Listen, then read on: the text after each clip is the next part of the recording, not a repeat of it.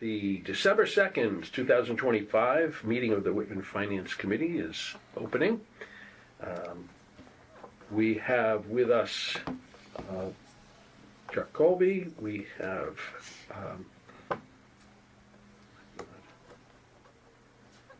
Kathleen Otina, Mike Andrews, Mike Flanagan, Kevin Wolf, and Zuniga, okay.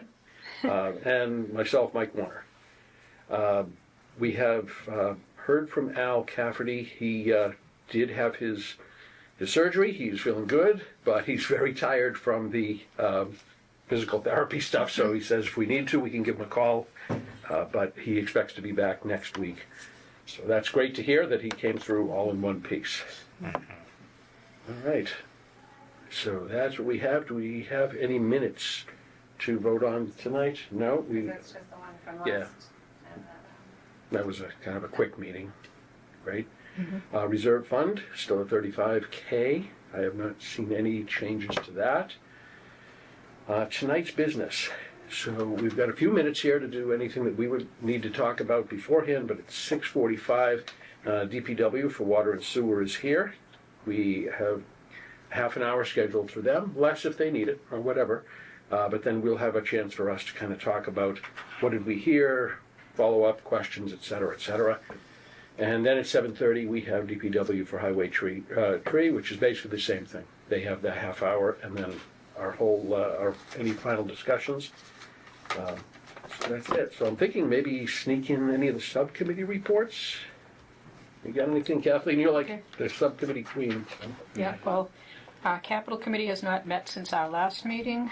Regional Agreement Committee has not met since our last meeting. There was a middle school building, not committee meeting, but subcommittee meeting. It has to do with having the town take over the financing of the school. Because the Whitman-Hanson Regional School District does not have its fiscal 23 audit yet. It's close, but we were told months ago that it was done. It's not done. The auditor was on the team's meeting, and she said, no, there's one more piece of information, and then we have the letter. There's a whole process.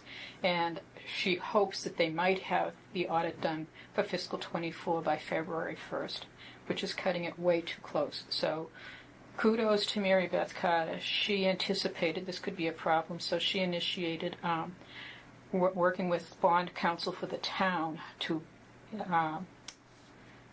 conduct an interagency. I have it written down here. These are my notes from yesterday. IMA. Intermunicipal agreement, which takes a little while, but had bond counsel and financial advisors. And so they're working on having something in ready for our January, which I believe is January 12th, special town meeting for the town to vote to approve the intermunicipal. And Jeff Simonek was at the meeting, as was John Stanbrook, and the fellow they've hired, Brian Hyde, to advise them on financial stuff. Jeff contacted the MSBA to see what kind of involvement they would also need to approve this. But at the end of the day, the building is well underway. We have to complete it. So the vote at town meeting wouldn't be, let's get rid of this building. We didn't want it in the first place. It's, do we agree that this is the best way to finance? And because the town's bond rating is in very good shape, the taxpayers would stand to pay significantly less using the town's bond rating than the middle school, the Whitman-Hanson Regional School District, which does not have a bond rating. Mm-hmm. So if that's the case, why wouldn't they have gone this route to begin with? It was unclear, because I've been on the committee for a few years now, the building committee, who was making the financial decisions. It wasn't the building committee, and it actually wasn't the school committee. It was just the administration behind closed doors deciding we have to go out and borrow more money for the middle school. And it only became a problem when they couldn't get the bond, or the ban back in the spring. I think they wanted a bond. They couldn't get a rating, and so they're the ones making the financial decisions. And they're doing it behind closed doors. Are we sure that the money that they're getting behind closed doors is fully funding the project and not going anywhere else? Yes, I'm sure of that because at each of our meetings we get invoices. We have an up-to-date financial report. It's not generated by the town, the district. It's generated by our project manager Colliers. So it tells us invoices that we've approved and how much we've spent to date. And how I'd much be is left. interested to see if their bond rating, if their rating come the report isn't good, and if they were using this to help out their bond rating in the future.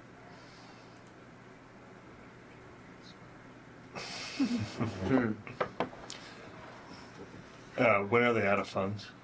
When do they need to? March, they have to pay the ban. It's an $8 million, no, it's a $30 million ban. So they're And- going to reband Yes. or get a bond? And Oppenheimer's has the ban, and one avenue of thought is that Ben Oglesby, who is a financial advisor, he's not bond counsel, but he's the financial advisor to the town, will contact Oppenheimer to see if they would be interested in extending the ban. Probably Which- necessary, right? Pardon? Will there be enough time Yes, from a January 12th town meeting to? yes. Mary Beth she has anticipated the worst case scenario so that there will be. And Ben Oglesby anticipates that Oppenheimer would be only too happy to extend. Of course. But it's not Interest gonna- only loan. Yeah, yeah. And we'd also need to ask them for additional funds because we're going to run out of money in March at the rate that we're spending it. Has there been add-ons or change orders, or is everything? There have been change orders, but they're not add-ons. Change orders, well, one of the big ones was the original tariff on the steel from Canada was 25%. That was worked into the bid. Mm-hmm. And at the time, Bob Curran actually said, what if the tariffs go up? Or what if the tariffs are implemented? Because this was taking place before the tariff decision was actually made. Mm-hmm. And the answer from the project manager was the tariffs are already in the bid. So we won't experience, we won't take a hit on that. But unfortunately, the tariffs went from 25% in March to 50% Yeah. in June. So we're paying half of the tariffs, which is about $160,000 Mm-hmm. on the Canadian steel, which is still less expensive than American steel. Would the town be able to take over the loan before the new money is needed in March? I think no. I think the answer is no, Mike. That it has to go before. There's a process that has to go before town meeting to be approved. So it's not something that the selectmen could do. Take an executive vote to do it. Question. Yeah. Is there anything negative about using the towns, or any risk at all throughout this whole Mary Beth process? asked that question, and the two financial advisors, the bond counsel, and more especially Ben Oglesby, the financial advisor, said no. He could not see a downside. And we're already on the hook. We're the ones on the hook for the money no matter what, right? Exactly. Yeah. Exactly. Okay, thank you. Yep, you're welcome. Good news is we're still under budget and ahead of schedule. Yeah. So it stays that way. Yep. That also, that way. it also means we have to. The we have change more orders need and for what more cost money. money, They're going yeah. faster than the schedule, right? We're That's the a purchasing little is bit- faster yeah, than that's a little anticipated bit of too. Yeah. So.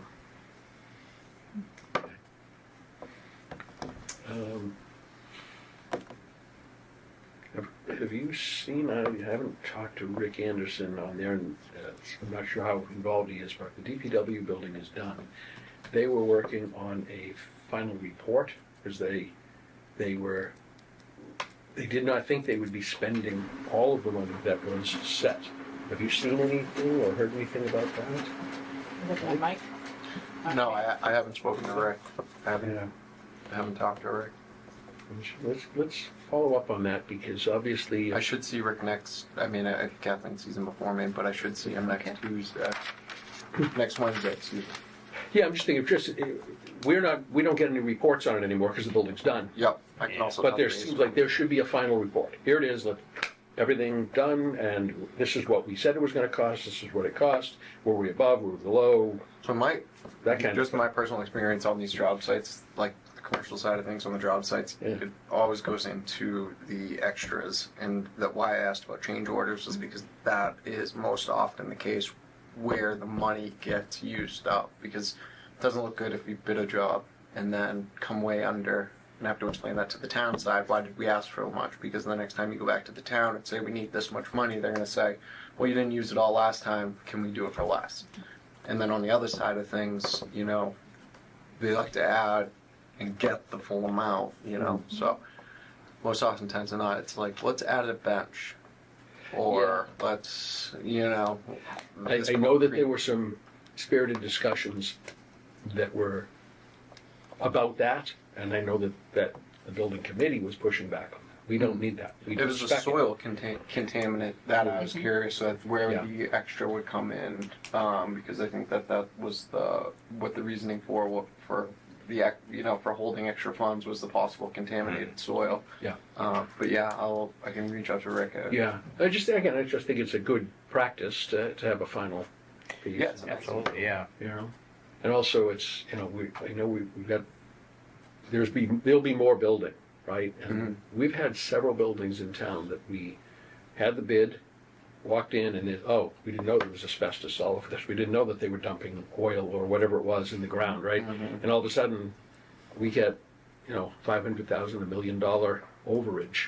Yep. It's like, you know, maybe that should be a question if we do more buildings. Is, have we done a soil check? Have we done this? Have we poked around? Just when it comes to that time, I know that building over there is probably going to have asbestos in it. Any building. We're Oh, gonna the talk one needs to be destroyed. Well, yeah, that or, you know, Like- fire department, anything, you know. Yeah. That's, Yeah. Yeah. It's anything built from 1950s on back. Yeah, absolutely. That was the way it worked, right? So. And on the flip side, as far as projects being completed, and if there's money left over, like a while ago, didn't we, with a lot of the large school capital items, there were some leftover money finally that when people poked around, they were able to pull it out, like it's encumbered for, Yes. and when the project is done, I think maybe on the facilities side, with the facilities manager, maybe there'll be a better handle on that as far as the town goes, but it's always good, like you said, to get a final report on these big items, and did everything get spent? Right. I think that the shakeup at the school committee, that they're listening to a very angry public, and money is one of the biggest concerns. They did a pretty good job last year with John Stanbrook going through the capital projects that the school had received funding from the towns, both Hanson and Whitman, and sent back a significant chunk of change, which became part of our free cash last year. Yeah, that's a practice we should keep up. Yeah, hold their feet to the fire. And anything in the town, too. you know, I would just like for once that like on a project side, someone says like, look, this is what we're spending. You know, I know there is the overage fund. You know, there's a fund for a certain amount of extras and whatnot. But like, it always seems on the other side of things that we're like, I'm on the side where it's like, okay, well, we're supposed to be out here in a week, but we don't want to hand them back too much money because it'll look like we underbid and we don't want them, you know. It's like, can we just be nice? Can we just, like, I'm on the other side of things, like, I'm paying taxes for stuff like that. Yep. Kills me. I guess we're just waiting now for, we get David LeMay first. Is he sitting out on the bench? All the way down? Yeah, that's Dave right there. Okay. Just So, Yeah, but it's David. I'll pick me up. yeah. Chewy cookies that were sitting in my truck on the rack, walking in it. Yeah. Oh, Hey, how are you doing? How are you, sir? Good yourself? Not bad. Hanging in. Another year? Yeah. good there. You're kicking us off for the year, so Want to do a Oh, I'm go the around? first one? Thursday, yeah. All right. Yeah, and if we'll just kind of walk around. All right. Hi, Dave. Chuck Colby. How you doing? Nice to you. Kathleen Rotina. How you doing? Mike Andrews. Hey, Mike Flanagan. how you doing? Kevin Wolf. Nice to meet you. Ann Zuniga. How you doing? And Mike, Hey, I'm David LeMay. I'm the water sewer superintendent. All right, where would you like to begin? I don't know. Well, I was just gonna say, I did print these I out. remember the last time, so I brought copies for Okay, everybody there you just go. in case. Whoever needs one, I know Mike would like one over there. Yeah, Same thing? It's pretty much the same thing. There was a little, there was a You made little, some changes? there was minor changes that were made after going through. See if Hey, everybody. can I grab one? Yeah, you might as well Yeah, pass them out. I can, And I can make copies of them. I still have the older from last year, like this. Yeah, yeah, it was just, Stuff changes. after going through it again, I made some, good. I'll take the paper. yeah. Alright, I just made some minor changes because of contractual, union contractual stuff or whatever, so, and then, because I have some employees that are in one classification in the process of getting licenses, so I have to account for them if they get the licenses for next fiscal year and stuff, so that's why some of this might have changed from the first one. Okay. Gives them a bump, that sort of thing. Yeah, Yeah. so like I have laborers and then they get their commercial driver's license, they get bumped up and stuff, and I want to make sure I account for all that because I don't want to be short on my salary line if they do get these licenses Sure. in next fiscal year, so that's kind of what, compared to the first one, you might see compared to this one I have right now. Okay, so this one. So, So your union, right? Union. yeah, the union contracts. Yep. Did everybody settle this year, right? Yes, everybody did settle. Not all. Well, I but shouldn't say not everybody, fell but for the it. DPW did, Yeah. so. is it a 3-year? Yes, 3-year contract, yep, that's what they usually typically do. What was it?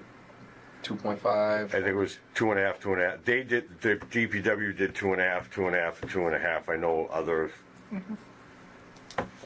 bargaining units changed it different, some of them might have taken a 3 or 2, Right. and it, you know what I mean, but that's their thing. but Yeah. through the We actually D- posted on the website. On the The website. Yeah. website. The 3 that have settled. Yeah, I did that for 8 years, What's I was the steward for 8 years before I sat in the seat, Oh, so you would do the contracts. steward, yeah. And usually for the on the guy's side, right? Yeah, yes. Is there like a president of or like a local, or what local? There's a local union rep Yeah, that that the steward works with to negotiate contracts. Yeah. So, are all towns under the same union?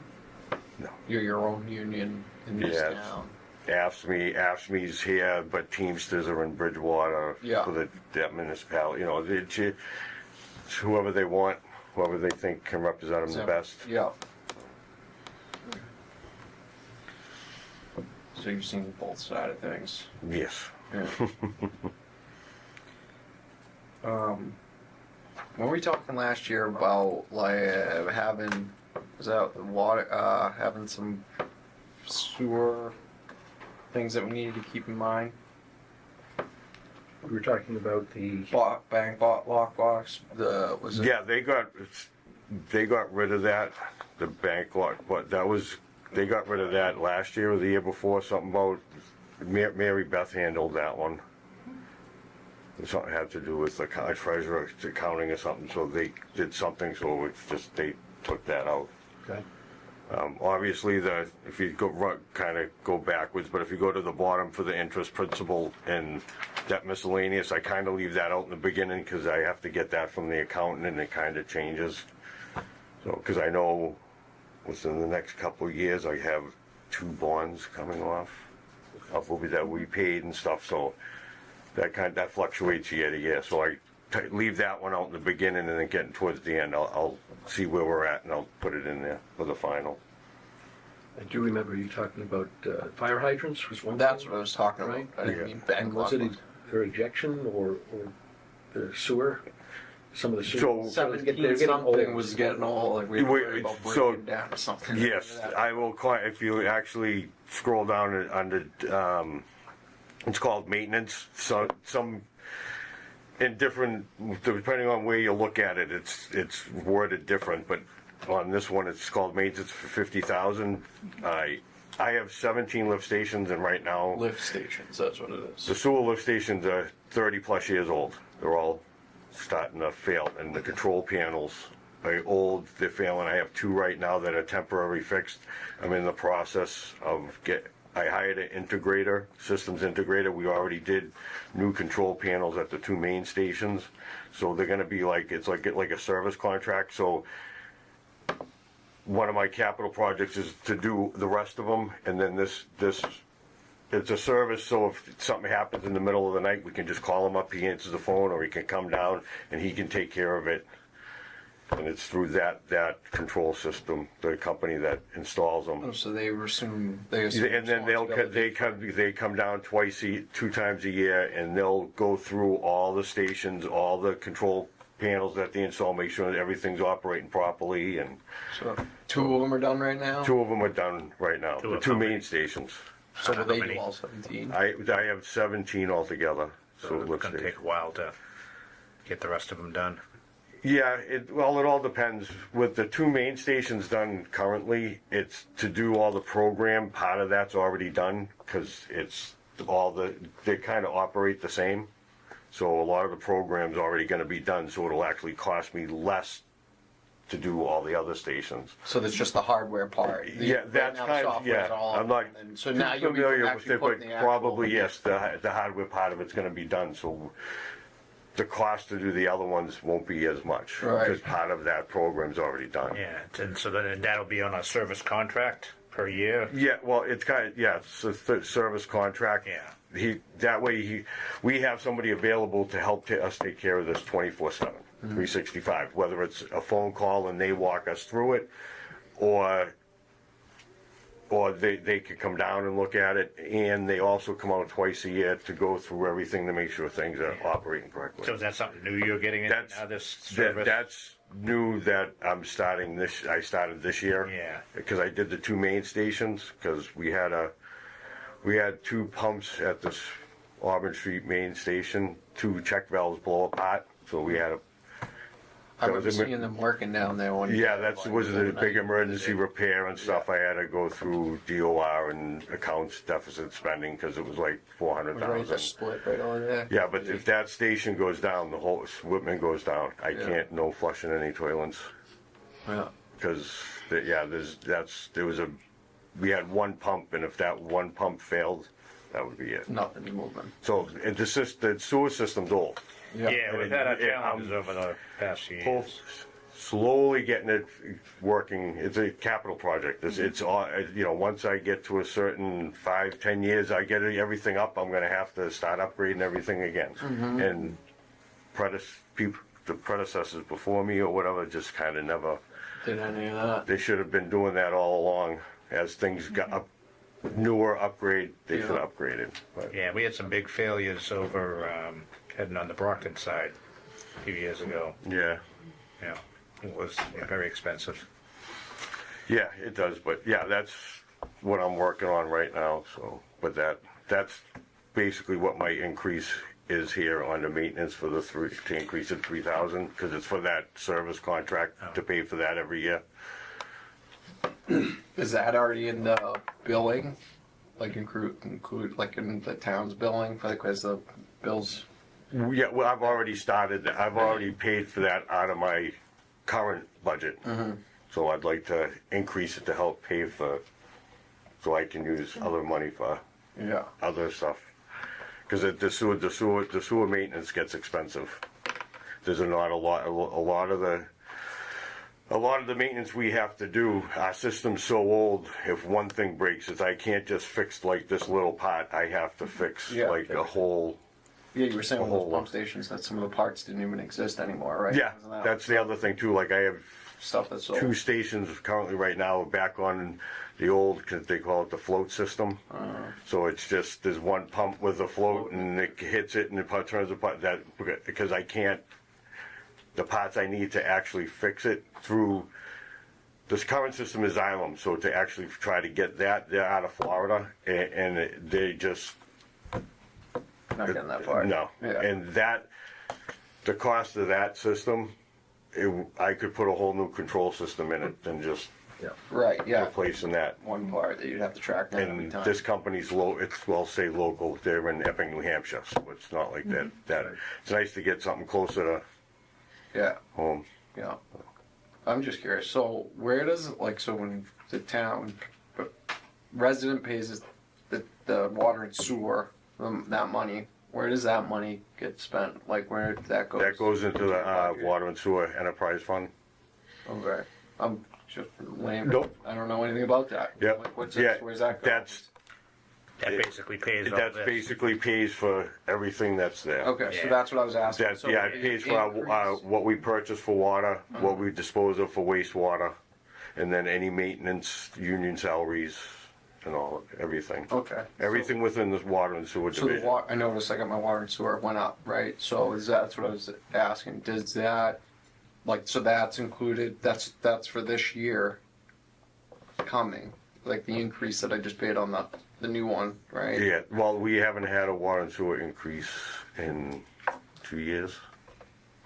It went up when we did the sewer force main project. Yeah, the big one over Yeah. to Brockton. Yeah. Yeah. So That was. And that we Two came out a little better on than what we thought. The whole project was supposed to be about 15 million, and then with the SRF loans, we got a low interest 2% loan. We got 1.8 forgiveness from the DEP, and we were able to use some ARPA money, so it ended up, I think we ended settling, ended up only spending between 7 and 8 million for the whole project, so we saved that much money Yeah. by And they- SRF, ARPA, and the 1.8 for forgiveness from the DEP. At the time, some of the rate hikes being discussed obviously were a lot higher. And that Right. was one way I remember sitting at this table was how can the citizens partake in some of this ARPA money? You know, Right. how can they actually see something besides, Yeah. bonus checks for people that came to work every day? Yeah. And, we pushed and they put it towards that. Yeah. Right. So it would keep the rates, not a little lower than they could have been.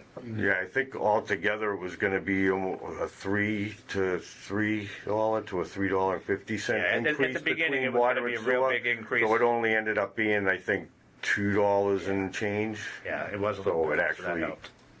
worked. Yeah, it worked over. I was foreman at the time. I wasn't sitting here, Yeah. so, but I was involved in the Yeah, project. and that was a big project. That was where we had some of those big breaks. That Yes. was very expensive. Alger Street Yeah. and all that. So that was a good one. Yeah. So the budget and sewer is basically they run themselves. They get their money. Self-funded department, Right. kinda. Yeah. Well, that's what I was wondering. So And very rarely the- do we ever have to any of the town money goes for anything. the whole town, all the town's money goes. Well, no, I Not mean, one person the other in the budget, I town's mean, not. this is the water sewer No, enterprise fund, we all pay, taxpayers pay, and they maintain the system and pay the employees, but I don't think, we haven't had any, money coming out of some of the other pie. Right, the right. pie. No, what I was wondering was how you're going to have those systems managed. Do you forecast seeing an increase in, seeing as that's where the money comes from? Will that accrue I am costs trying the to taxpayers? not to have to increase, obviously, with everything going on. I don't want Right. to increase water and sewer rates. I really Right. don't. I mean, if I would, So you have the funds to have those managed. I have funds to. Try to pick away at the most important parts every year. Mm-hmm. Just so I don't have to, because to upgrade that whole system all at once is going to be almost $80 million. No, that's. So that would be going out, getting a bond, increasing rates, and I don't want to do that. I have water mains that that should be replaced, so I don't have to do testing anymore. I mean, I could be looking at 10, 20 million for that. What's the scope that they'll cover then?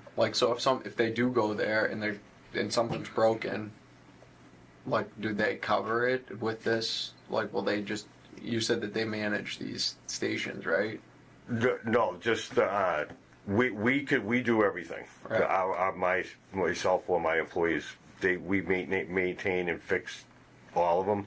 This is more of the software side, is what this the service contract's for. So they'll just come out. They come out and do that. I don't know a whole bunch about it, Yeah. but a little bit. So they're going to help me take care of that, and eventually this will be eventually I'll be able to move up to a SCADA system, which I'd be able to look at my desktop or laptop, and I can open and close valve shut from there. Move everything. This is an ongoing, will be an ongoing project, obviously.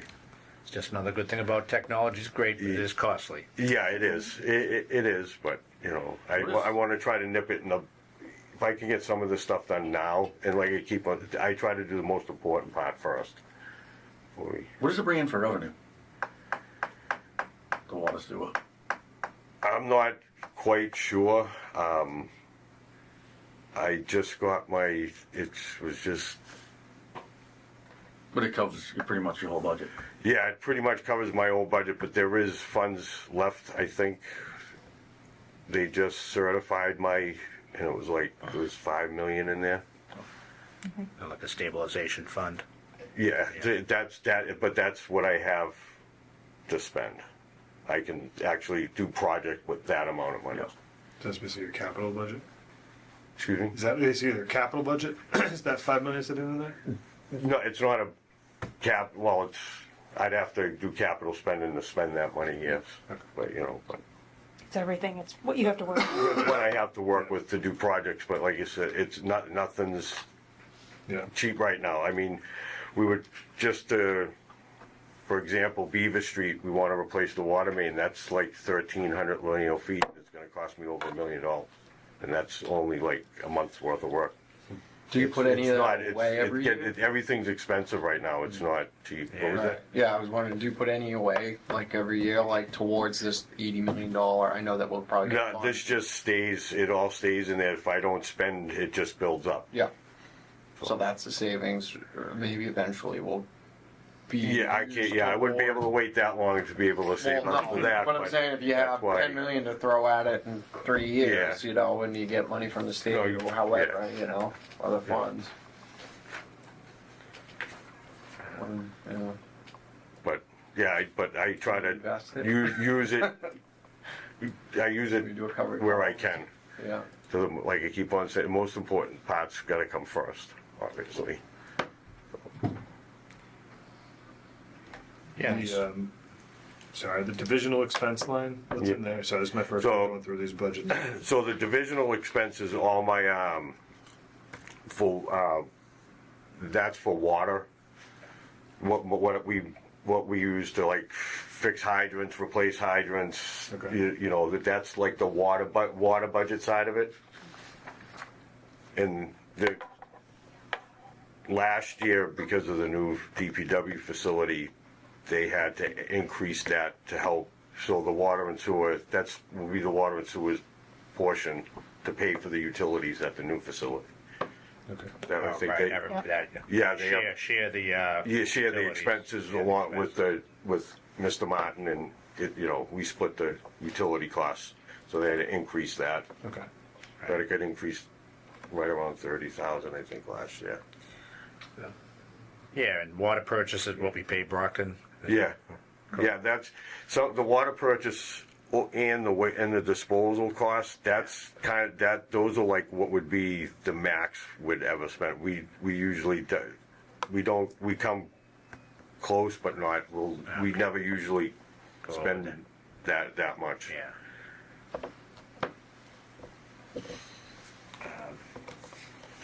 Yeah, and it looks like, there's not too much going up there. I know how the budget's, sure, Mary Beth said the same thing as last year. Minimal. Yep. Yep. Yeah, I pretty much try to keep it. I mean, the only reason why I upped it this year for that was because of the sewer service contract, and then I went up like 1,000, just a little bit to try to help out, because when we mail out water bills, the services go up because everything still gets mailed out. Now the mailing's starting to go up. Stamps, purchase, we send it to a company and they print, fold, they do everything, and then they send them out. So. Yep. Not my company, but I know what he's talking about. Yeah, we actually Would you have somebody just started. So if all the Whitman residents, if they call the DPW, you can actually get your bill emailed to you if you don't want to get it sent out paper. So Is it cheaper to go paperless? yeah, very cheap. Yeah. Believe it or not, it's about little over 4,000 every billing period that I pay to have bills mailed out. No, I meant for the resident. No. Yeah. Eventually. Yeah. Eventually. Is it there might be, but incentive yeah, on it's, getting you it? know, Is there an but incentive that, we'd program like that to you should try do? to do that because Yeah, my operational expenses would go down if Should we offer, did. offer an incentive. yeah, If incentivize it's it, not like, a legal reasoning for having to. like some Yeah. companies There's a- charge there's a you lot of- paper. $5 Well, off in the some bill or places something like legally that. you have to. Yeah, I'd have to Yeah. talk to Yeah, town to have council that. about that, but, you know, yeah, I could lessen my operational budget if we could do that, but, I'm always waiting for that. Do you drink the town water? yep, I do. I saw chemicals. I'm like, I wonder what they're putting in there. No, so the chemical line. We're not drinking those. The chemical line is actually, I use that's for sewer, because we have a Pre-treatment. bioxide system over at the treatment, at the sewer station over here on Commercial Street. It helps keep the H2S and the odor and corrosion inside this force main down. So I'm actually in the process of having that replaced. That's gonna be all upgraded, so I'll be able to do everything from automatic deliveries to, it's gonna be, What's that automatic deliveries for like the chemicals Yep. for the corrosion? there'll be a monitor thing on it. I can monitor from my desktop, the laptop. The company that we purchased the chemicals from, they'll have a monitor on their So there's system, so no they'll delivery. know when, all right, this town of Whitman's getting low, we need to bring a delivery up there, but I've upgraded the tank size, so now we'll get full truckloads instead of half truckloads, which will Yeah. decrease. This year they actually increased our cost per gallon by only like 30 cents because we're going to upgrade the system. I think you said something about that last year. Yeah, that paying was for one of my half a capital truck. projects. Yeah, paying for Capital half truck projects. or something like Yeah, that. we're not paying because it costs more money To get a half truck. to get a half truck than it does a whole truck. Right. Yeah. The other big capital item that was funded last year was the asset management. Yes. Is that we're in progress? Yes, that's in progress. We're actually doing really good. They just evaluated all our sewer stations, and then we just GIS'd all the hydrants, the hydrant gates or auxiliary valves for the hydrants. We just did all the town buildings, the schools, the churches, and now we're doing the business districts. Because I'm within this, at the grant, we can do 22 or 2,300 assets, which is that we GIS. So we started with the hydrants, and then we worked our way up to everything else. And this will all get integrated into the town's actual GIS system that we have. And it'll actually help the fire department or us going out finding valves or hydrants and everything. And I believe the chief said that after all this, it'll actually lower our ISO insurance, whatever that is, or something, I guess. Yeah. So this will help all that. Yeah. So we're in the process of that right now. I'm actually sending my first bill for reimbursement through the grant because it was a $300,000 project, but I can get reimbursed for 150 of that. So they'll get all this accomplished for spending half the money. So, We're getting close to time. Any other questions for Dave? You know, I appreciate every time you come here, you've got a lot of stuff going on. yeah, And I wish we had more money, because I think you'd use it well yeah. for the town. But the fact that you come in and you say, hey, this is a realistic way, living within what the constrictions we have here in Yep. town, I'm always astounded by the service that you guys give to the town. Yeah. And, Oh, thank you. Really Yeah, I appreciate try to- you staying on top of it. It's like you said, it's a slow and the water system and the sewer system is a capital project in its own. It's you always got to upgrade. You always got to do something. Yeah, we And had it we had never a couple of stops. failures on Washington Terrace this year. You guys were out there at 2:30 in the morning. Oh yeah, yeah. You know. Yeah, I see the other towns around here with all the crazy colored water that they have. I'm appreciative of what we got. Yes, so, because yeah, It's a new actually, brand new place. Mike Sassine, who's in charge of Silver Lake, he's really good. I talk to him all the time. I actually visit the treatment plant. I was the Here and steward there. in that job for that new Brockton plant. Which With one? the Brockton, the new water, the whole new water treatment facility in Brockton. Brockton, that's the wastewater treatment plant over in Brockton. Brockton has a desal, they don't own it, but they have a desal plant in Taunton. Down, yeah, Yeah, on the down Taunton like- River, down Down by the River or something. Swansea? Yeah, Is it it's- Swansea? yeah. Didn't they, you're talking about the new, like a whole new water holding system in Brockton? I don't know if they're doing something, but Like 2 years that would, ago. yeah, no. Not that I know of. Brockton might be doing something on their own, but Does our water come from Brockton? it comes from Oh, Silver Lake. Yeah. Silver Lake. Yep. And when needed, do they use that desal plant, do you know? Or Yes, that's like- if they ever needed it, we have water, 'cause Yeah. we can get it through the desal plant. We still pay a certain amount towards being able to use that, Yeah, right. if need be, but yeah, Whitman wouldn't, unless Silver Lake tells me otherwise, we wouldn't see a water ban or anything, Yeah. you know. Almost 15 years I've been here, I've never seen a water ban. So all those signs that are on the roads that are just from years in the past. There's like water ban signs everywhere. Yeah, no, yeah, it would be, we're fine with got a water. well. It's the wastewater, it's the sewer system that, with all the projects going on, I have to be careful what projects do what, because there could be a time where we're only allowed to send 365 million to Brockton Yeah. every year, so I can't, and I have to save 10% of that for inflow and infiltration. 65 million gallons. Is that what it is? 365 million a year. How many do we send? I sent 33,000.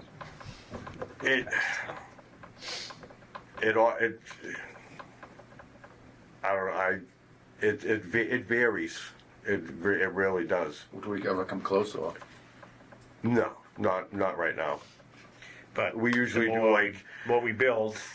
we do right around 3, a little over 3, but I've been doing a lot of I&I. I just had National Water Main come in and rehab 6 manholes, which is supposed to save me about 5 to 8 million Yeah, gallons that's cutting. a year to go to Still Brockton. not- Right. yeah. So That's I'm leaking trying to. in. Yeah. You know, so we're doing, doing the I&I program and rehabbing manholes will start saving us a lot. It'll save us money, because we won't have to pay Right, for yeah. getting rid of just water from getting through the manholes and stuff, Yeah. so. With some of the, I know we've had not huge Making development, it there. but some of the development, more condos and apartments, and if they ever do something down on South Street, if we ever, like over in Abington, they got a lot Yep. going on there.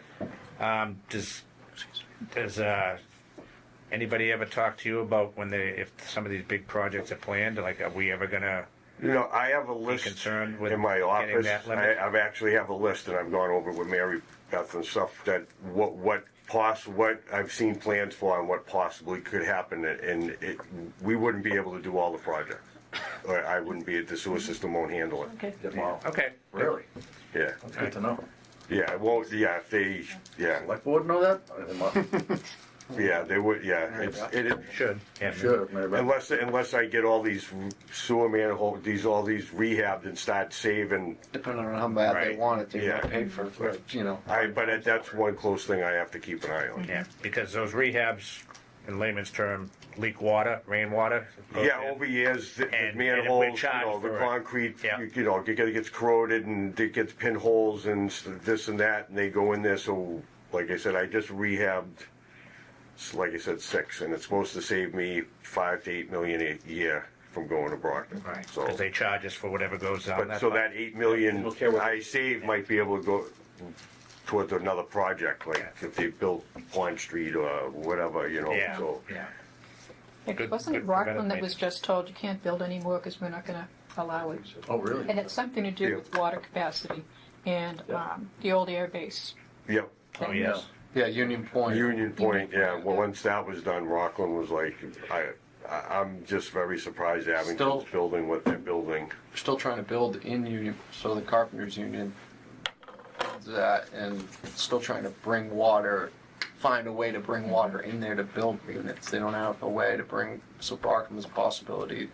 They can't, you know, the cost to get water there and remove water. I just do want to make note that Bruce is. Bruce is here, yeah. Yep, Oh, thanks, Lou. okay. Nice to meet you. Nice meeting you. Thank you. Very informative. Oh, he can wait. Yeah. He did. This is actually, I got in before he I was did gonna this say, time. he's usually first. He's usually first. He's He's usually waiting first, for me. yeah. Oh, I just want I to mean, say, I'm you waiting. do a terrific job. You're one of the unsung heroes in the town. Thank you. It's like I behind the appreciate it. curtains, no one knows what goes on. Yeah. You take It's the- funny, my daughter actually sent something to me about that because it was where I am, like you said, I'm kind of behind the scenes. You don't really see what we do. Like, you might see trucks parked at the station, but the guys are in there, you know, maintaining 75 horsepower pumps and check valve, and that, you know what I mean? And my daughter works in a lab, so she's behind the scenes Yep. also. Well, Yeah, thank you. interesting. No, but I thank you. I appreciate that. We have is water. Yeah, We okay. live Yep. off of water. Well, Yeah. let people's toilets start backing up, and then see who's most important. Yeah, that You know was what I mean? that was right around that happened at right before 4th of July weekend, and that was a very scary. That was very scary. But the construction because I got to go through DCAM certification because the size of the project. I had to get signed off. Yeah, it was just. But we got it done, and the construction company was awesome. They had that done and fixed in less than a week, Yeah. which was awesome. Thank you again. All right. I appreciate Anything it. else before? No. No. That's great. All right. All righty, sir. Thank you. Yeah. Good to see you. Have a good night. Have a good night. Yeah, you too. Yeah, wait. Oh, you want me to- Let me get this out of the way. Night, Nick, Jeff. You know, have a good one. You too. Is that our door lock? It does lock. She was using the chair to prop it open, Oh, prop it closed.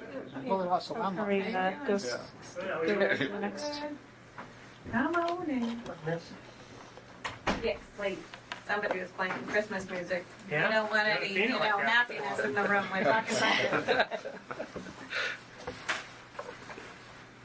I'm on night 2 of the Advent calendar.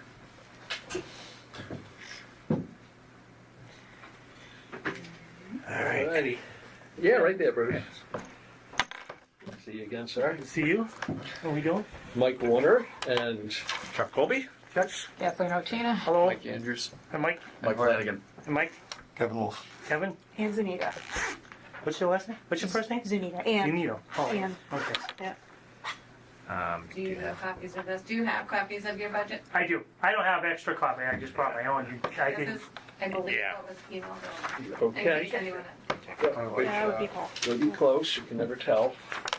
And I can print out. Oh, wait a minute, this is facilities. Oh, yeah. Yeah, this is facilities. I didn't see Bruce's in the email. So then I did not see it. Yeah, Oh, I was just looking at it. We have, it's Highway and Parks, right? Is that what we're? Yeah. Oh, did you? We have Highway and Parks. Parks and Highway. That came out, there was 2 emails that came from Mike. Oh. One had like 7 of them on there, one Oh, had yeah, like because I 3 only of had the them. one, I got the one email. And I didn't get the one. I didn't get that one with the extras. Maybe I we was make lucky some enough. copies real quick? Is Thank this you. yours? Yep. Yeah. Okay, this. See, I knew something went weird with that mail. I got 2 yeah, from you. actually, I think got the back one. page you probably don't even need to do. You only got one. Yeah, did you send them up They're like instantaneous. same day? Yeah. Yeah, I mean, there was. I think they like, well, She is sent- it all the She same? sent me like 2 of them, but I didn't check in the. Like I I said, got an email with Yeah. three things. Yeah. Yeah, me too. Oh, sorry about that, Bruce. Sorry, I was gonna bring extras. I No, did it's okay. reach out to Mary Beth today. I said, "You need me to bring copies?" And she thought we were all set. So We're never all set. yeah, we just got them yesterday, so. really, While we're waiting, haven't made it down to your new building, but some of the people have said they've gone down and done the walkthrough. I've been meaning to get down there. swing by I should anytime. stop by right in I'm home in the afternoon, kind of early. What time are you guys here? 3:30? Yeah, yeah, Yeah, I'm gonna try and do that Yeah. because I was away that weekend when you had the open house. yeah. Anytime. I gave a tour today to Steve Egan and one of his guys. Oh, okay. Swing by. He was paying a bill or something. and Yeah. Quick tour. Getting good at it. So you guys settling in? Yeah, yeah. It's we're pretty much set up now. We would have had our first winter. We still might have to go sanding. Who knows? At like 3 or 4 in the maybe morning. later on But tonight, yeah. yeah, we're pretty settled in now. It's now it's a matter of getting out of the old building. We have so much stuff in there. Yeah. Is You mean that the old armory? No, the armory were good. We cleaned that out nicely. It's the old. The admin Oh, yeah. That's like you walk in there now, it's like a tornado went through there. Yeah. It's like somebody moving, you got a lot of boxes, everything getting packed Oh, up, and yeah. so much old paperwork, and Yeah. stuff we got to figure out if we can shred it, throw it away. yeah, right. Basement's full of that stuff too. So Didn't even realize there was a basement there. yeah, But yeah, so yeah, settling in, heard good things about the building, and the guys boost morale a little bit. I hope. yeah, I think so. Especially this time, especially going into the winter. Yeah, Yeah. Just being able to wash equipment. So yeah, Yeah, Real. yeah. I mean, salt. you've come in here many times over and over talking about bodies rusting out, chassis rusting out. yeah, Maybe we'll extend life a little bit. yeah. It's getting everything inside. A lot of comments I heard. Oh, it's so big for such a small town. But the people who came down for the open house would have saw that. Oh, I saw It's it. It full. was packed. Yeah. It was packed. It is full. So, Yeah. and we're utilizing the maintenance bay for, parking at night too. Yeah. The wash bay, we have 2 trucks parked nose to nose. Keeps them in out of the elements. Might as well utilize the space, and Yeah. if we're washing something, we pull them out.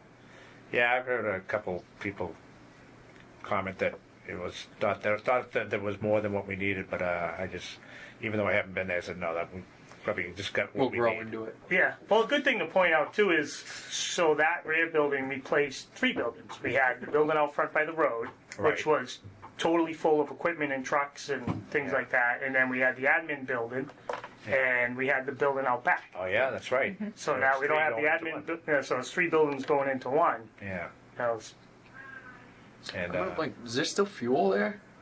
yeah, the fuel depot is, Yeah. didn't really get changed much. We had to rewire it into the new building, put a How's new, that for shit? Is that in good shape? The tanks and everything like that? yeah, it's an above it's ground, above ground. above ground tanks. Yeah. So occasionally have some issues with the pumps here and there, but that's just maintenance stuff. So It's nice being above ground. Yeah. Those are your nightmare stories with underground fuel. Right. All right, there's the original back. okay, And Ian. we'll see if I get, I don't know, let's see, I'm gonna take one. I believe, That's one. well, it's just one page double-sided, Oh, one page. right? So you just Okay. One flip page, it. double sided. Shoot. Gotcha. Okay. Yeah, the last page, it's a lot of times they'll say the increase, decrease, and then the next line will tell you, will show that number. This one doesn't do that at all. It just shows you the number from the previous year. Okay. That's what I wanted to say.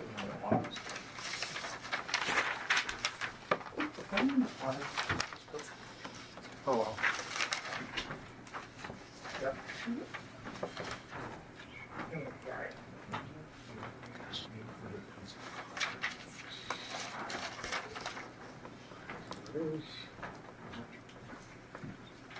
That matches, okay.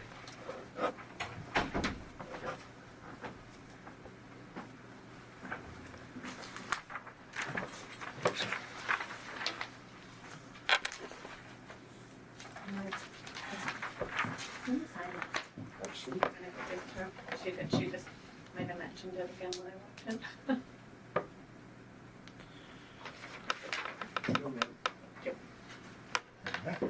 Recorder is still going? Yeah. Get it still. All right. You want me to just go line by line like line by every line. year? Yeah, whatever, Yeah. yeah. Okay, so usually I just start at the very top of my budget and just give you a brief idea of what that represents. Yep. So, first line superintendent, myself, DPW operations, we were told to put a placemaker in for 2.5%. So, that's the number you see there for the request represents that. CDL stipend, part of my contract, that's 1% of my base. So that 1,164 represents that. Union labor salaries, This includes all contractual raises that kicks in July 1st, any steps that will occur for individual employees during the next fiscal year, any license stipends or increases in their pay is included in that. Any longevity increases is included in that may occur in the next fiscal year. It's based on 2,080 hours per man, and then we factor in 150 hours of overtime per man. So I really arrived at that by taking every guy's salary, coming up with their time and a half rate times 150 hours, and we've used that number for several years now. It's a good baseline. That's non-snow and ice hours. So, this year we cut down on some of the non-emergency already. The non-emergency overtime, we cut down on the Saturday opening of the leaf pile. We went from 10 weeks to 4 weeks. We did not attend, like there was fireworks one night. We prepped for it during the day, but we didn't have men there at night. There was, we've done several toucher trucks in the past, fundraisers type things where we send the guys up there, and we did not send trucks or men for that, unfortunately. When we get to the spring, we'll know a little better. We may be able to open the leaf pile a little longer and do some of those non-emergency type things that we've typically done, but I didn't want to risk doing it early in the fiscal year like in the fall right now, and then run short come spring and have to go before somebody asks for money. So that's the union salary line. The union clerical line, so there's considerable decrease there. That was one of our administrative assistants was on a 7% and 7% longevity increase contractual, and she's completed that, so now she rolls back to 14%.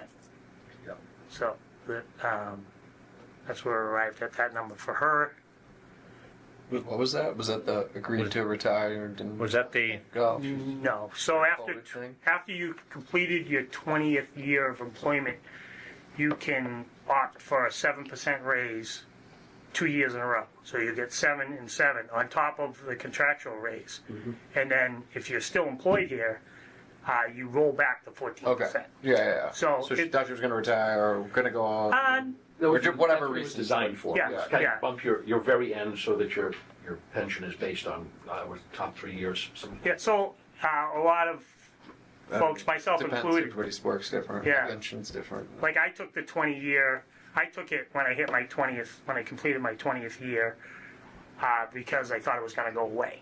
We thought that Yeah, we weren't this going is to too offer good to that be true, anymore. yeah. So, We thought and it at the was gonna time, go away. the fire chief at the time was saying, I'd take it now because that's probably going to go away. So I was like, all right, so I took it then. That was 14 years ago now. Yeah. So, so that's where I arrived at her salary. Recording secretary just reflects her hourly rate increase contractually, and we go for 17 minutes. We fund 17 meetings, excuse me. We meet once a month, but there's always more than that. Something always comes up where we have to have an extra meeting here and there. So that's why we budget for 17. Who's in those meetings? So that's the Board of Commissioners. So the 5-member elected DPW commissioners. So we meet once a month, and then if sometimes there's meetings that come up, whether it's an employee issue that has to be dealt with and we can't wait till the next month, or some kind of budgetary thing, or things come up where we have to have extra meetings. So the board, the guys that work down, like. So there's a 5-member Board of Commissioners that's elected that runs the DPW. They're actually my boss. Mm-hmm. So they meet monthly, and they're kind of like the Board of Selectmen, but they run the water and sewer divisions, and the whole DPW. They vote on like water and sewer rates and things like that. Are they from this town? Yeah. Or Yeah. elected officials? they're elected officials in this town? Yeah. Yep.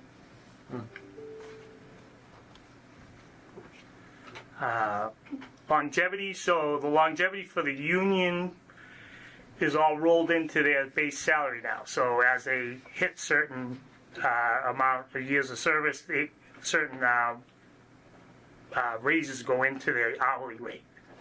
So, they may get, 25 cents or something after 10 years. And so that's all factored in to my union labor line, but that longevity is for myself. Police details, that's level funded. We really haven't increased that. Yeah. Some years we use it up to the last penny, and some years It looks like last year, the last at FY25 was about half, right? Yeah. So, and that was probably abnormal without looking back. I would say typically we get a lot closer. A lot of times, I can use Chapter 90 funds for certain road work we do if it's related to a Chapter 90 project.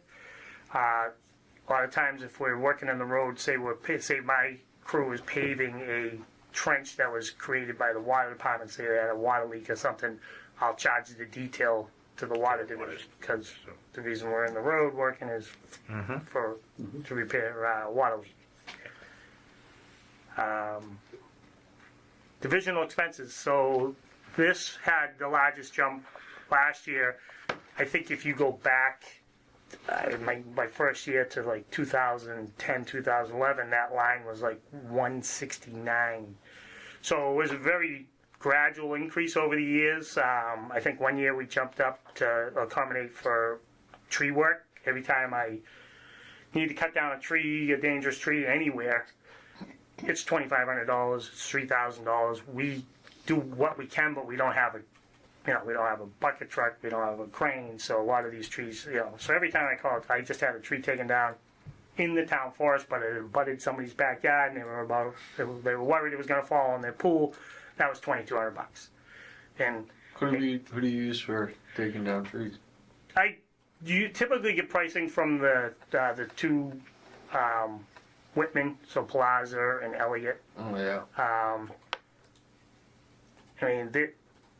For years I used Plaza exclusively because I would be able to get him at will pretty much, and he would if I said I get this limb hanging over the road, and it's got to be taken care of now or tomorrow or whatever, he would come down and do it where other guys would be backed up. So, but I've been using Elliott and Plaza, two Whitman companies. I get prices from both.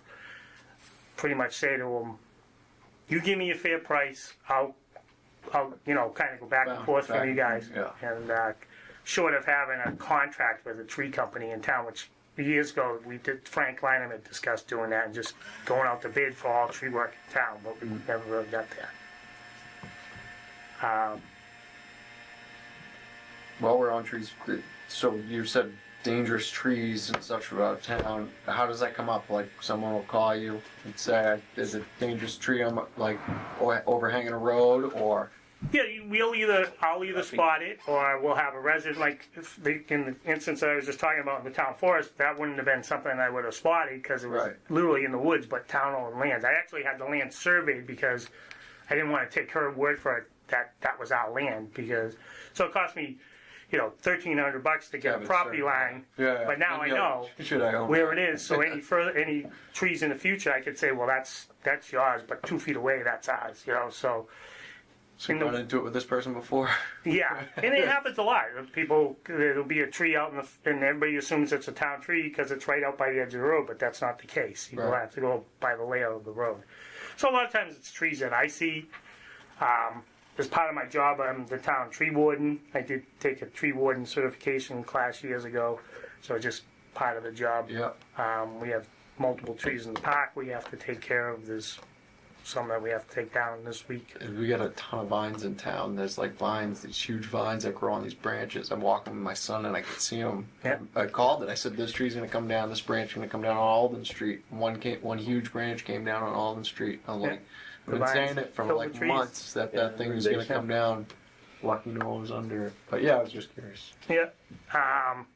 So divisional expense line. So just getting back to that. So we've gone up pretty gradually over all the years. The big jump that you saw from FY25 to FY26 was solely to fund utilities for the new building. we got an estimate after the new building was built of how much it was gonna cost per year for heat and electricity in that building, and it's a lot. And so, although the water and sewer, they never contributed. I paid the water, the heat and electricity out of my budget every year. This year, last year we added some to their budget and some to my budget. Now every electric and gas bill that we get with the new building, we split it. But that, you see that larger increase, that's from that. In this line, just so everybody knows, that covers, that divisional expense line covers pretty much everything we do. Fuel for the trucks, electricity and gas to heat the buildings, parts, supplies, whether it's paper goods, whether it's, fuel filters, oils, sprays, everything. Unreal. Everything we operate, if I send the guys out, okay, go get 5 ton of asphalt, we're gonna do potholes today, or we gotta patch this trench in the road, that comes out of that. So when people ask, like, how come you're not paving my road? They don't, I think a lot of people don't realize that my operating budget has no money in it to pave a road. Right. All that money comes from Chapter Chapter 90. 90. The $208,000 would do like one side street. Right. And then I would have to shut down for the year. Yeah. Any questions on the divisional expense? No, I really Storm- did get all that for in that for the oil. Stormwater management, this is, this is engineering costs for us to stay up to standards with our stormwater management plan that is required by the state. We have annual reports that are due, we do annual training, they do annual testing at some of the discharges around town, some of the culverts.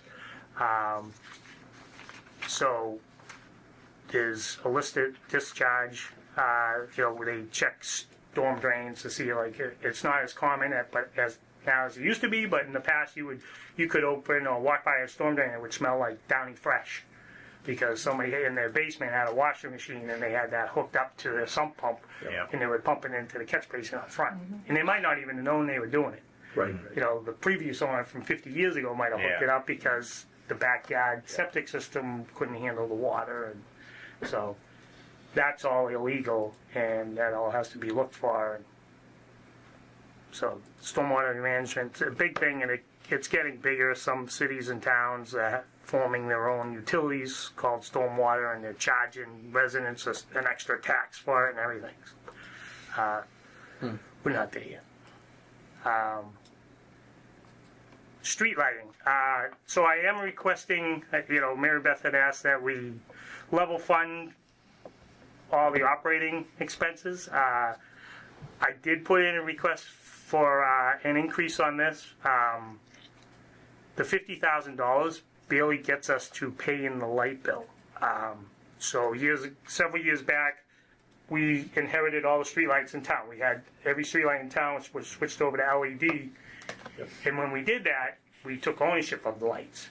So anytime if a tree hits a pole, the pole comes down, there's a light on that pole, National Grid will come up, put the new pole up, they'll leave the light on the ground. Right. We have to hire an electrician with a bucket truck to come out, reinstall the light. The only time we get any kind of monies back is if there's a car accident, we go after that person's insurance.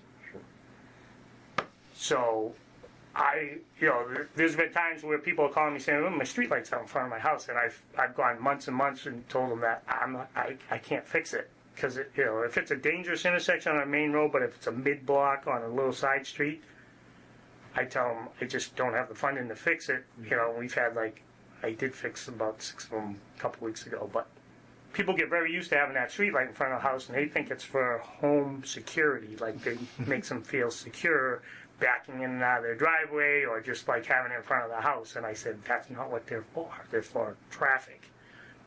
People driving down the road to see the road, not so somebody doesn't knock on your door at 2 in the morning. You can take one across the street from my house if you need one. Yeah, I don't like it myself, but we'll get rid of it. so that's a common discussion I have with some residents about the streetlights. The other part of that is what's going on with National Grid is they're going around to a lot of these towns and replacing a whole bunch of telephone poles with stronger, larger diameter poles. And when they do that, if that pole has a street light on it, they take the street light and they put it on the ground, and they put the new pole up and they don't reinstall a street light. By law, they don't have to, and they don't. And I'm like, so you don't have to put it back the way you found it. It wasn't an act of God. It wasn't a storm. It wasn't a car accident. You came out and you elected surgery. You said, I'm going to replace that pole, and we're not going to put the light back up. You're going to have to pay for it.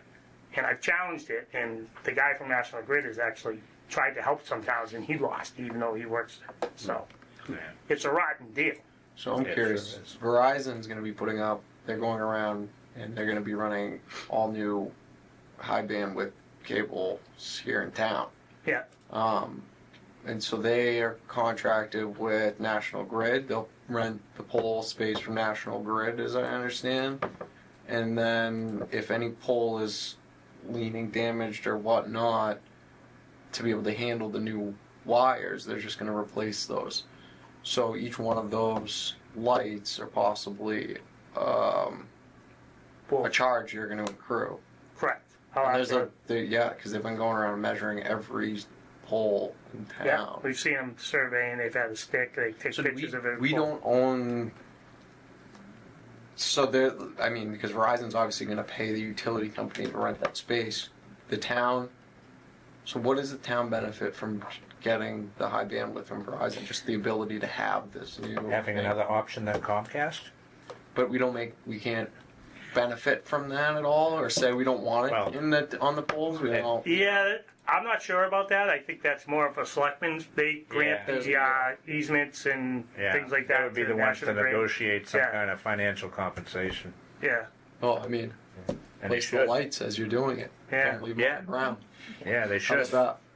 If that's what's going on, I didn't realize that. If that's what's going on, they should take advantage of the situation because Yeah. all these Should be part of the companies, contract. they always sweeten the deals to get in there. And I mean, there's poles leaning so that, like, on streets, like, and Yeah. so those streets aren't going to be able to handle the Yeah. new cable. And so when they're taking these measurements, they're checking Yeah. for lean, they're checking for that. So it's a possibility. I am working on, and I've been working with National Grid.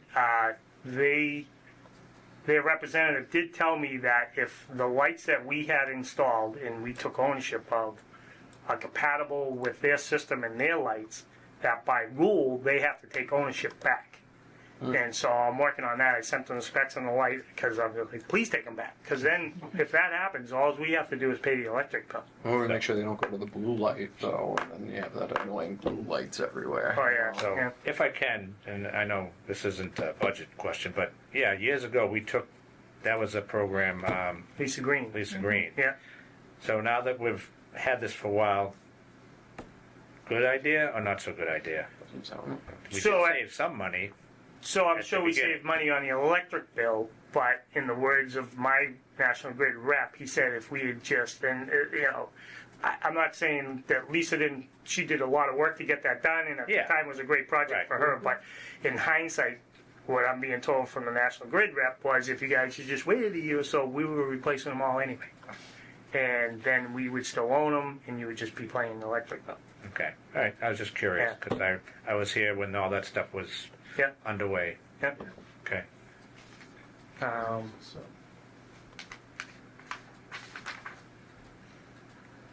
Solid waste line. So solid waste line reflects contractual increases every year. Every year, the cost of drivers, the cost of disposal of solid waste, the cost of disposal of recycling goes up. So that large number there represents all those increases contractually. The only thing that fluctuates with that is the cost of disposal of recyclables. So we've paid as little, dating last spring, as little as $50 a ton to dispose of recyclables. And our last recycling disposal bill was $102 a ton. So trying to project that into the next fiscal year's budget is challenging because it fluctuates so much. So I budgeted for $110 per ton. It could go down drastically. We could be paying, when I say it could go down to like $60 a ton, it's all market based. And so they know how much it costs them to handle and sort a ton of recyclable. And then whatever they get back from the market, they deduct from that, and that's what we pay. So that's the only fluctuating part of the solid waste budget, in that we have to, and also we're doing an educated guess of how many tons we're going to dispose of solid waste and how many tons of recycling. That's not a set amount; it changes all the time, you know. So we estimate, and we have to estimate high because you don't estimate low and then be short. That's for our trash. Where our trash. Correct. Is that a year-to-year contract with WM? Or is it a... We typically do 3-year contracts with 2-year extension clauses. Okay. So we'll be an extension in December of next year. Was first year. That's pretty much a pass-through, though, right? The revenue from the trash bills covers that line item, Yes. or should, right? If Yes. everything works right. One of the, and I know there was been a lot of talk about the trash fee going up. So the selectmen decided to add in for the first time ever, additional cost that they factored into the trash fee. So It's up. Yeah, right. yeah, it went up. Indirect It's up. costs. Yeah, indirect cost. Using the personnel here in town hall to help Correct. send out the bills. Yeah. And, so that made it go up. But one of the reasons it jumped a lot too was near the end of last year, we got an updated prevailing wage rate for the waste management drivers.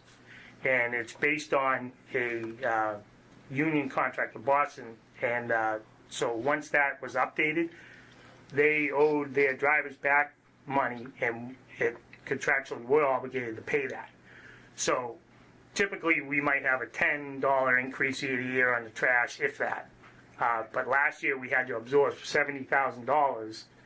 We had to add that to the trash line midstream towards the end of the fiscal year, and then so that July 1st, that 70 grand was added plus the new contract.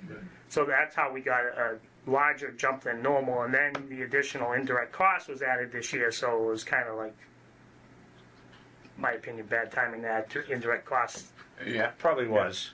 Yeah. But your explanation would be good for those who all wonder why it jumps so much. Right. It's not just a decision somebody makes on their own without taking everything into account. There's a real reason that it has to go up. One other question, Bruce, too, on the recycling, those hot loads, the mixing. I know a lot of people just don't do it properly. And that costs us money, correct? It does. So if they'll do an audit a couple times a year on our recycling, so they literally dump a truck out and they go through that truck and they see how much contamination is there, and then it can be liquids contaminating that what otherwise would be good recyclables, or just things that aren't recyclable. Or the plastic bags that don't belong there. Tanglers, Yeah. hoses for Food. plastic bags. So all those things are contaminants, and if we're over 10%, we get charged an extra fee, and then that extra fee sticks until they do another audit. Yeah. And It's garbage. yeah, so we were paying that extra fee for a little while. That came off Oh, good. Yeah. So that's a sign that after doing another audit. people were doing a better job. No, you question it, you throw it in the trash. It's like they hit you for anything. Nothing is really recyclable at the end of the day. I have a buddy that's an engineer for waste management, and he's like, we fail. Like the littlest thing that comes down the line here, it's not recyclable. He's like, it's a wet whatever, doesn't matter. It's like throw it in your trash. The part of it that bothers me the most, and the drivers in town are pretty good, but the drivers are our first line of defense. Like some towns have a recycling coordinator, and they literally pay a person like 4 hours a day to drive the trash route, open up recycle carts, and see if everything in there is good. And if they ain't, they put an orange sticker on it and tell them not to pick it up. So our first line of defense is the actual driver. And so that's why I complain. I go, like, if I go by a house and I see the thing up and somebody's got a big wheel in the recycle bin, or like trash bags, which you can't put bags in the recycle bin, even if what's in the bag is recyclable. And if I see that, I'll text the route supervisor and I'll say, don't pick up the recyclables at such and such a place, you know. But if I don't, I'll go by later and the recycle bin will be empty. And obviously he can't tell if the cover's shut. Well, or because if the cover's open. they won't pick up at all if the cover's open. Well, they will to a point. We've relaxed that because it was. I would say not on all the street at all. Because it was, we didn't want to get people really mad at us over that one because it didn't make a lot My of sense. neighbors are, few of my neighbors have gone to other companies. Yeah. Having other people pick up. So what happens in that case? I mean, you can go, you're not, So it's a residents fee-based can go wherever. optional program. So right. that's what I tell people when people call and they're really upset. I say, look, you don't have to participate in town trash. If you will come get the carts, and you won't get a bill anymore. And some people, but they do the research and they found out that we're still the best deal. It's hard to find a company that's going to come to your house once a week, pick up 64-gallon carts for we're paying $8 and change a week right now. Especially if you're putting drywall and recycling. Yeah, So people are putting. And our carts are pretty big. yeah, 64-gallon. Yeah. Yeah. So it's a deep subject. Yeah. Park maintenance, level funded, $2,600. Obviously, that's not enough to maintain our park, but the rest of what we spend in the park comes out of my divisional expense line. We're in the park every day. We're spending money there, whether it's maintenance on lights, Trees cutting down. tree cutting down. One tree cut down, there goes that part of the park maintenance budget.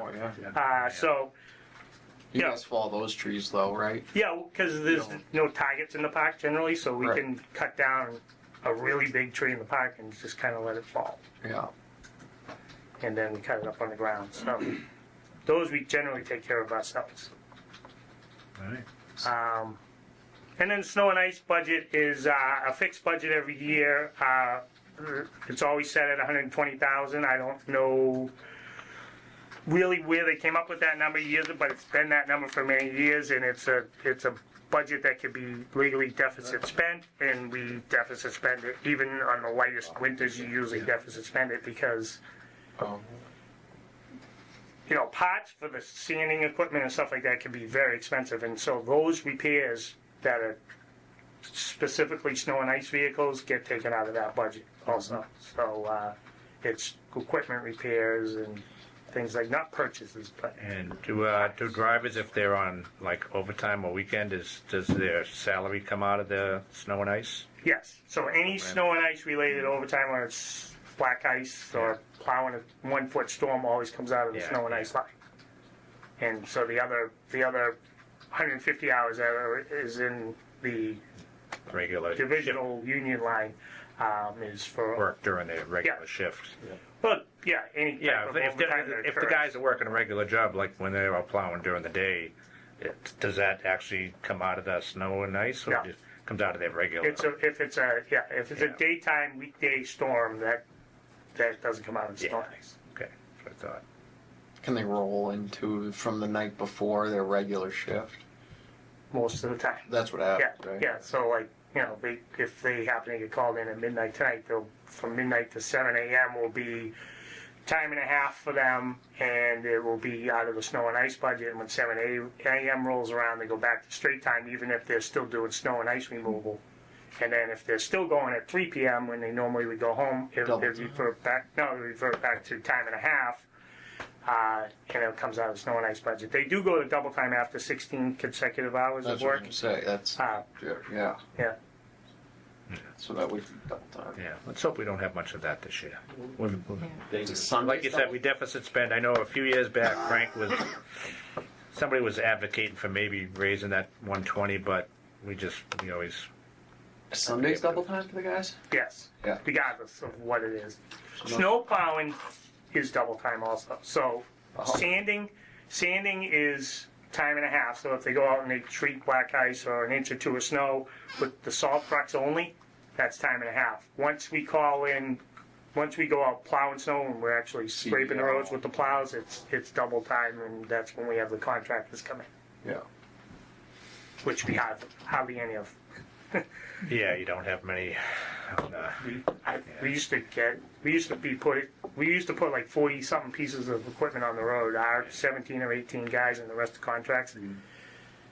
when I thought this might be a snow plowing event, I contacted them back in September, but nobody answers yet. Yeah. And so then I'm calling the guys yesterday, and I had like 3 guys respond for a total like 6 trucks. Yeah.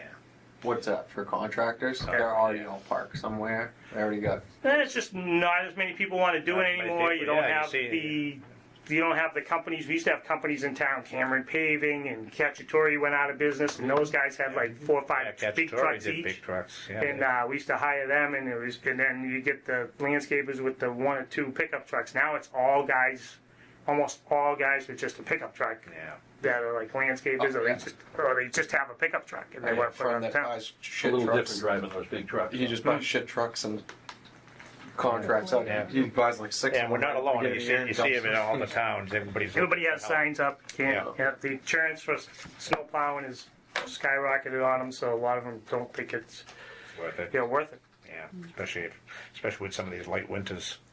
Right. Yeah, that's what's gone it the last Yeah. few years. It Right. didn't make sense Yep. to. Buy the equipment, tack on the extra insurance, and then you get called out twice or something. And then you just worry about beating up your truck for Oh, yeah. when your actual. I think work. this year is going to be a busy I one. think just so, think too. it is. Yeah. I think we're overdue. Wow. All right.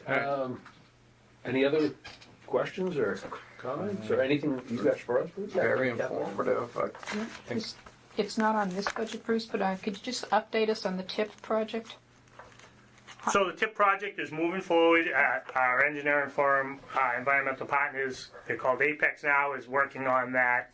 And can you explain what it is? Because we have some new members of this committee who might not know. So the I TIP don't know what it is. So the TIP project is traffic improvement projects. It's funded by the state and the federal government, and so it's a grant that we apply for, and they're major road jobs. So Chapter 90, we get money from the state, and we pick what roads we want to pave, and we go out and they give us approximately $325,000 a year to do that road work. This year we spent around $600,000 all like around this neighborhood, paving. and so, because we had some left over and they gave us additional money this year. So anyway, the TIP project is a competitive grant program that you apply for, and the town is on the hook to pay the engineering cost. And once you get the grant, the state manages the whole project and pays for it all. So the project we're shooting for is, by the time we go to do it, is going to be probably a $16 million project, and we call it the South Ave Corridor Is that by the train improvement. station? Yeah, With so it's trying to put all that. it's going to start up by South Ave near where the Park Ave School is. And there's a bad intersection up there where the road's 60 feet wide, so it'll be road narrowing, intersection improvements, new sidewalks, street trees, redoing the whole intersection where the old East End Fire Station is, South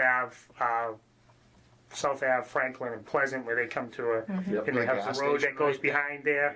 Yeah. That tree fell down.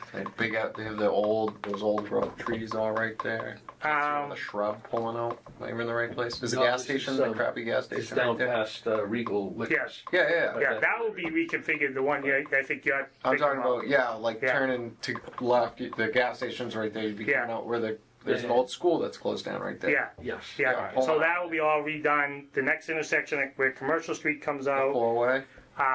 the full way down where Franklin, South Ave, and Pleasant, where the hill comes down. Yes. So We're looking at eliminating that back road.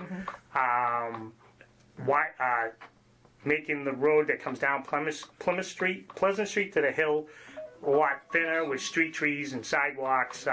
It's a major, and then it will go all the way up to the top of the hill in South Ave in Plymouth. And a lot of South Ave from Pleasant Street to the top of the hill on Plymouth. At Plymouth, there's an old concrete sidewalk, but no curbing. So that's a school zone.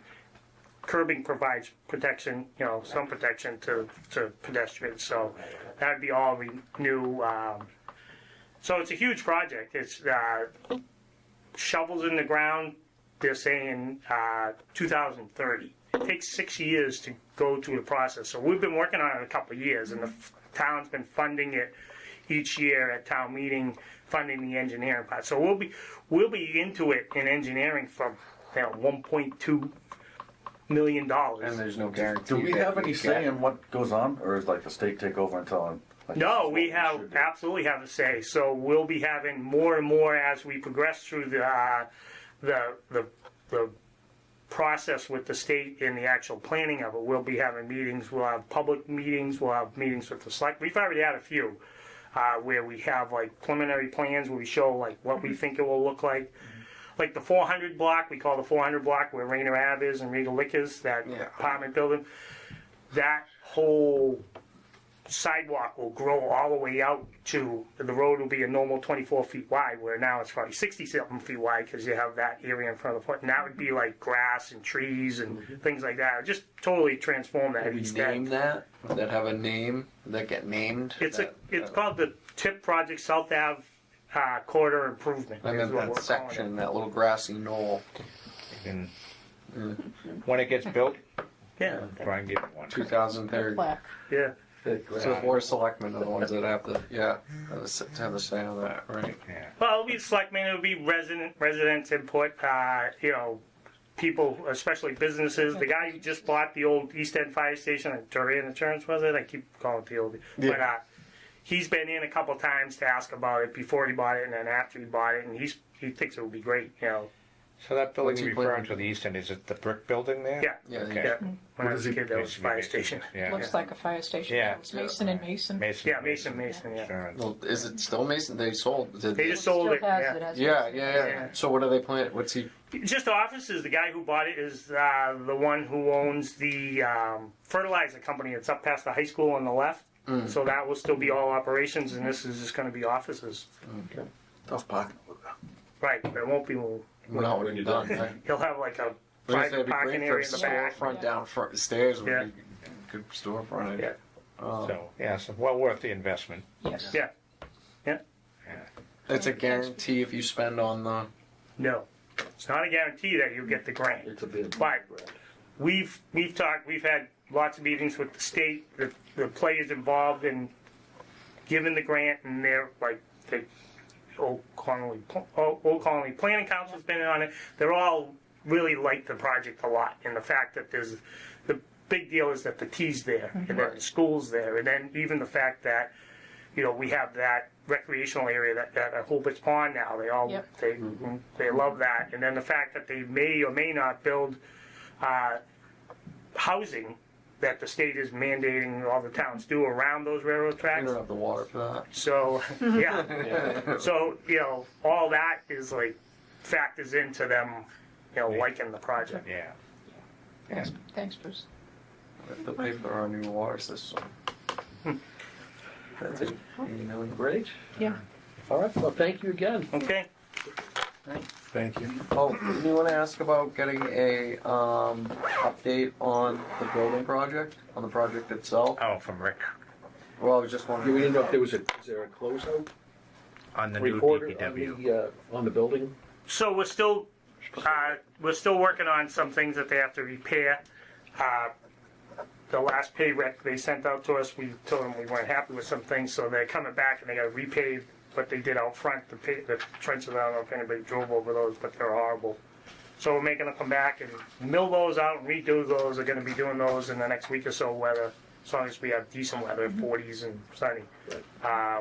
So that's the major thing that's left, and Yeah. some HVAC stuff that we're working out the kinks. But once that's done, I think that project will be closed out. Okay. Is there going to be a final report on that? The financial, Yes. what it costs, what we spend, maybe some lessons learned. So there's generally a lesson, Yeah. something like that? So I've never been involved in building a $20 million building, so it was Yeah. all new to me. Yeah. But yeah, from what I understand, the OPM along with the architect will have a final assessment of everything. And Good. Yeah, that's right. I forgot. We have an owner's project manager that should be doing all that. That handled all that, right? Yeah. Yeah. Well, I think it's just, obviously the financial side, we want to make sure Yeah. everything is done right. Was the and all that soil kind of stuff. contaminated? That was a Yeah, big there question. was some problems with the soil and everything else, but yeah, it wasn't as bad as expected, and most of the soils stayed on site Just get the by rule. too. So we were able to put it on site, and there's a cap fill now that they sprayed with grass. So that took a lot of our what we call a lay down area. So areas that we would pile like trees that we cut down and gravel and stuff like that. But we were able to take back a piece of property that's behind our neighbor, Saccone, that he had been renting for many years, but he's selling now, so we're not renting that anymore. And we kind of That cut through that goes all the way back and it's out. well, he's running like a dumpster business out there behind his dumpster. He had all storage out there and piles of gravel himself. So I walked out there. so he cleaned it all out, and so now it's just a big parcel, and we made a road over there. Yeah. And that's going to be It's on. nice, actually. It's weird. There's like an old. If you walk all the way down there, there's like an old road that grass and goes over a stream and Oh everything. yeah. That's out behind our area. Yeah. If you go straight across that goes right over to Alden up that way. Yeah, I've been out there many times. It's awesome. It's actually really nice. We should have a like trailer viewing thing. Beavers out there. And Yeah. stuff. Deer. Alrighty. Okay. All right. All right. You all have a good night. Thank Thank you. Thank you, Bruce. Thank you. Alrighty. Have a good holiday. Yeah, you too. Yeah. Want to watch the Bruins? Yeah. So I'll take Well, take a shot. I was looking at the full budget that Mary Beth sent over. And I think I've saved it down to something I can send, so I'll try that, see if that kicks back. Yeah, can you try and resend those other budgets? Yeah, I'll send the whole thing again.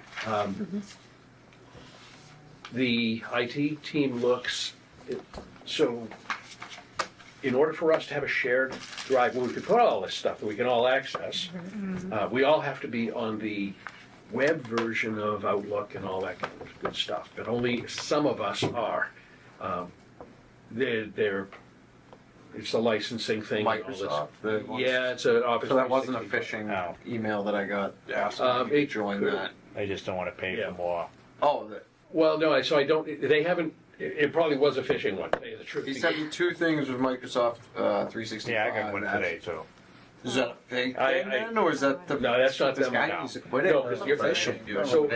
So the idea, the thing on that is, if you're okay with it, I will let them know, and then they will connect with you and migrate you over.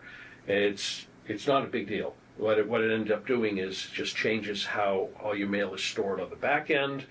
And this But- is strictly through the town. This is through the town, right? So that means, that Whitman.gov thing that's what we'd be using.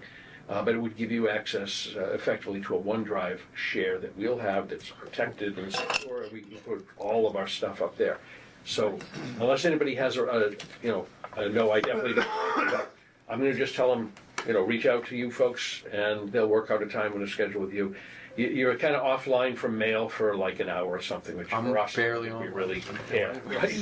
But, yeah, but, so that's done, and they did update all of the mailing lists now, so if you do like a star finance, it'll actually come back with a proper one with all of our names on there now, because they don't do a lot of grooming over there, so we cleaned all that up. That's it, so. I gotta get a new password. Yeah, so they bumped us up, they gave us an extra 180 days. So if you haven't done it, I would still recommend come here, do it on Elizabeth's machine. That's because you have to be on their network, which is kind of weird.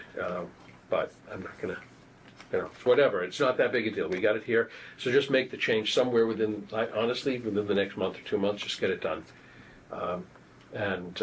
And that'll solve that problem, and then we're good for another year. I think that's basically it that I have. Next week, we're supposed to meet with building department, inspectional services at 6:45. I have not heard back from veterans services, so. Declan Ware is the veterans agent, and on the email list that I was looking at, you have Shannon Burke, who's the old. So Okay. he may not have received the invitation. Well, I sent it to the VSO at Whitman. Okay. Which is a shared thing, but Yeah. it's Declan. Yep. DECKLAN or DECLAN? L-A-N, D-E-C-L-A-N, I think. Yeah, the real Irish version, okay. All right. Yeah, and I found a few others. Rebecca Langner is now the library person, so there's a couple others that have popped in there. We have a new library. Yes. We Yeah. lost our library folks. Dave took a job closer to home. Oh. Probably Yeah, because was that because of did we security. shorten the? It shortens his commute, and it Who's, they got cut. yeah. I mean, And it's kind of ridiculous. It was such an Charging up there. amazing program, hopefully.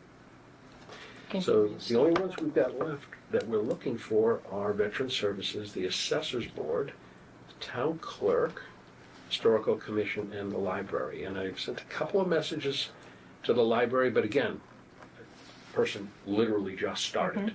And Well, they know their budget. I moved out like the date. It was supposed to be like right after the new year. And I said, Yeah, you I'm gotta- going to move you out a little bit further because Yeah, you got them down You the know. 24th of February. yeah, Yeah. or at least suggesting that. So, it's there. The assessors, I believe we do not have a new principal assessor. It's still windy. No, Oh. no, Wendy's no longer our There's no principal Wendy. assessor. And I don't know, I asked Mary We Beth and I have don't know. one. Okay. Right. We do not have, there may be someone interim doing the job, helping out, but it's not the person. So Mary Beth may be the best person to represent the assessors for us. Yeah, I will send a quick email over to Mary Beth anyways with all 5 of those folks. Again, because different circumstances, they may not have seen it, it might have gone to the wrong person, there's been some changes, Yeah. and see if she can get them on board. But I'll swing by the town clerk's office and chat with her and tell her how much we're looking forward to seeing her. yes. Yeah, but I mean, all said and done, 3/4. She actually did something Baseball, nice for so- me, so yeah. After Alright. doing something completely. Anything else? Yeah. No. Yep, Chuck? If I may, this is off subject. Something. I found out today, some of you guys may be aware that John Galvin's is starting a citizens petition for the special town meeting. He is looking to get the Whitman Middle School named after Fred Small. I don't know if you guys are familiar with Fred. He was very involved while he passed away unexpectedly a couple of years ago. So he's reached out and he needs 100 or a couple hundred signatures. So just throwing it out there if anybody's interested. They on Facebook or whatever, it's there. They're going to be at Regal. You can sign up at Regal or his house. I particularly, Fred was a good guy. He was. He put a lot of time in.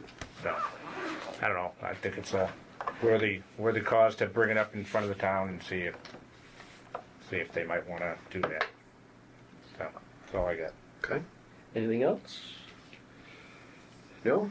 Okay, then I will take a motion to, Make a motion to Sure. adjourn the meeting. Second? and seconded by Kathleen. All in favor? And, yep, that's a full, everybody. Okey-dokes.